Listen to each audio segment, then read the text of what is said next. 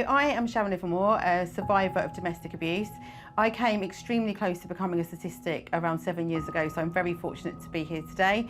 And I use my voice to campaign and educate people to hopefully save future lives.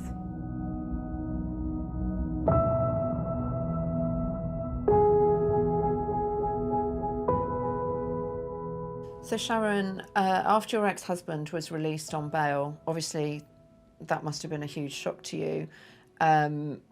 You know, how did that feel? What happened next? Yeah, I think when I found out he'd been released on bail, it was almost like, what do I do next? And that was the truth of it. I was in this limbo of, well, what do I do? How do I protect myself? I knew from living with him that he was more than capable of doing more things to me. But I felt really alone at that point. So I'd been given some information, some leaflets about how to put a non-molestation order in place. So working in the commercial world, I knew how to kind of follow a process and look into it and make the calls and things. I'm quite confident in that way. So I was able to put the wheels in motion to get a non-molestation order put in myself. But it was a scary process. I'd never done it before. I didn't know if I was doing it right. So at the time, I did feel quite alone.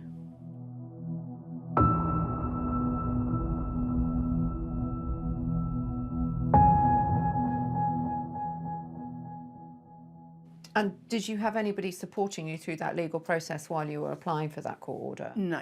I was given information and there was helplines that you could call, but not someone specific at the time to kind of talk you through it. It was a case of, if you've got a question, call us. But then I didn't really know what I was calling to ask, because I didn't really know, in all honesty, what I was doing. I was using the internet and following the process online from there. And now Cambridgeshire Police have a referral service in place. It's a local referral service through the Domestic Abuse Alliance called We Protect, where officers can make referrals from the scene of a domestic abuse incident so that somebody can receive immediate legal support and protection. Yeah. Is that something that would have been helpful for you at the time? Yeah, 100%, without question, because then I would have felt supported. It was the questions of, what does a non-molestation order even do? What does it mean for me? What does that process look like? How long will it take? Am I able to take a friend with me? All of those things that I didn't know. So I think right at the start, if you've got somebody that understands the situation, understands what abuse is, has that compassion on the phone as well, and really can talk you through what the best option is, you almost feel like you're going in the right direction, because often being in an abusive relationship, you've been controlled. So I think having someone that understands that the person wants to make their own decisions and should be allowed to make their own decisions, but by being given that advice that gives them the options, would have been 100% appreciated at the time.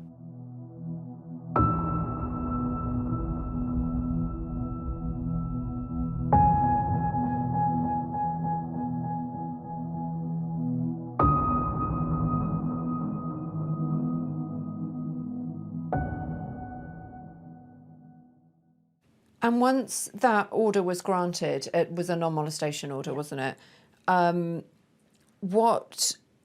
How did you feel after that court order was in place?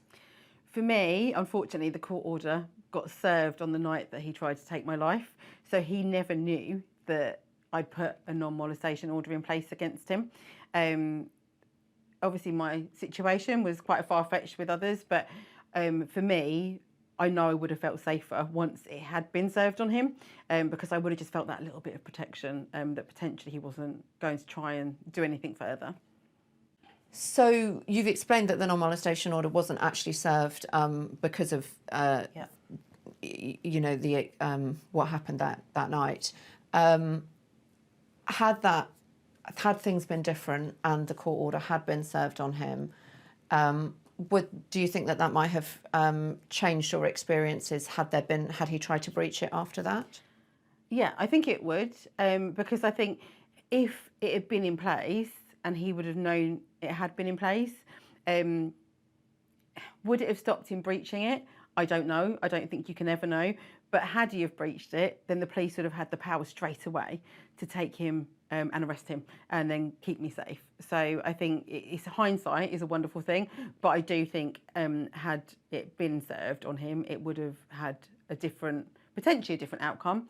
And like I say, I think the whole point of a non-molestation order is that the victim feels safer, and the perpetrator will be aware at that point that if they do anything, there is no question that they will be arrested straight away and taken away.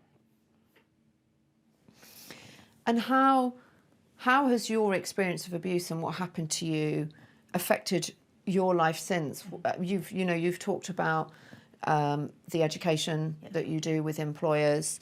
Tell me about some of that work that you've been doing. Yeah, so I think I'm very fortunate to still have a voice, and I choose to use my voice to empower others and make changes in the wider community, but specifically, as we said, in the workplace, because that's my area of expertise and working in the commercial world.